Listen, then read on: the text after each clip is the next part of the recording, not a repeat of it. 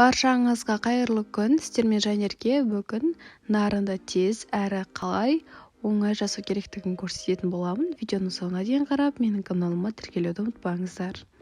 Ең бірінші қамырын елеп аламыз. Салқын